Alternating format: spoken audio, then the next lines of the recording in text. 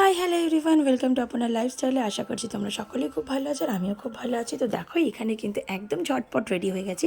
আর এখানে কিন্তু আমরা সবাই পার্লার ছাড়াই সেজেছি, মানে সবাই নিজে নিজেই বাড়িতে সাজুগুজু করে নিয়েছি।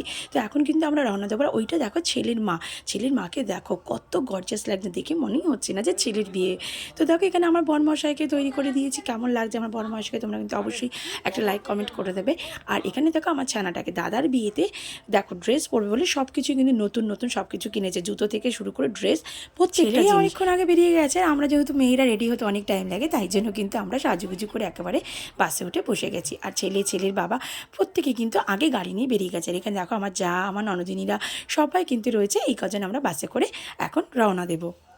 বেশ কয়েকজনের জন্য অপেক্ষা করা হচ্ছিল, তারা আসলেই কিন্তু বাসটা ছেড়ে দেবে। ওইখানে দেখো আমার পুচকি মেয়েটা কিন্তু কি সুন্দর বেনারসি পড়েছে। দাদার বিয়েতে সবাই সাজুগুজু করবো বলে আমরা প্রত্যেকটা জিনিসই সব কিছুই নতুন নতুন কিনেছিলাম, খুবই মজা করেছিলাম। আর এখানে দেখো ফাইনালি কিন্তু আমরা গল্প করতে করতে পৌঁছলাম নতুন কনের বাড়িতে। তো চলো ভেতরে ঢুকে দেখা যাক নতুন কনের সাজসজ্জা। তো চলো ফাইনালি কিন্তু আমরা গল্প করতে করতে ভেতরে চলে গেলাম। আর ওইখানে দেখো নতুন কনেকে কিন্তু আজকে সবাই ঘিরে দাঁড়িয়ে রয়েছে, কারণ আজকে নর্মাল মানুষরাও কিন্তু ক্যামেরাম্যান হয়ে যাব। আর এখানে আর আমাদের বাড়ির ছেলেকে বর বেশে কেমন লাগছে অবশ্যই কিন্তু তোমরা জানিও। দেরি না করে দুই ভাইয়ের কিন্তু টুক করে ছবি তুলে নিলাম। ছোটো বাবুকে কিন্তু কম যায় না, একটা শুধু মেয়ে পাওয়ার অপেক্ষায়।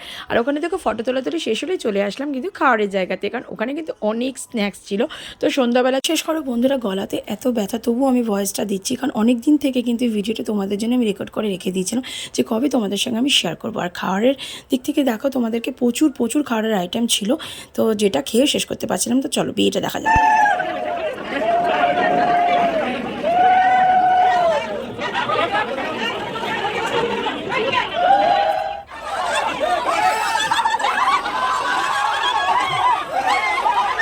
সত্যি বলতে কি বলো তো গাইজ, এইগুলো না হলে কিন্তু বিয়েবাড়ি একদমই জমজমাট মনে হয় না। তো এইগুলো না হলে কিন্তু একদমই বিয়েবাড়িতে মজাই আসে না।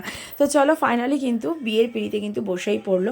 আর নতুন দম্পতিকে কেমন লাগছে তোমরা কিন্তু অবশ্যই জানিও, কেমন মানিয়েছে ওদেরকে, খুবই সুন্দর ভালো লাগছে। আর ওখানে দেখো আমার বরমহাশয় বিয়ে পড়াতে বসে গেছে। আর এখানে ফাইনালি কিন্তু সেই সময়টার অপেক্ষায়, কারণ দেখো এই সিঁদুরদানের সময় কিন্তু একটা মেয়েদের আলাদাই অনুভূতি। তো ফাইনালি সিঁদুরদানের ছেলেরাও কিন্তু একটু নার্ভাসই হয়ে থাকে, কারণ এই দেখো সেটা বুঝতেই পারে না, যেহেতু না দেখে সিঁদুর পরানোটা হয়, ওই জন্য কিন্তু ছেলেটা একটু নার্ভাস হয়ে যায়। তো দেখো ফাইনালি কিন্তু সিঁদুরদান হয়ে গেল। তো সত্যি খুব ভালোভাবে ওদের বিয়েটা হয়েছে, খুব আনন্দ করেছি।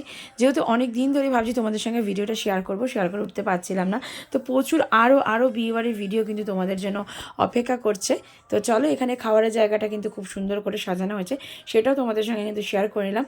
আমি তো খেতে থাকি আর তোমরা কিন্তু আমার ভিডিওটাকে দেখতে থাকো, বেশি বেশি করে সাবস্ক্রাইব করতে থাকো, লাইক কমেন্ট করে পাশে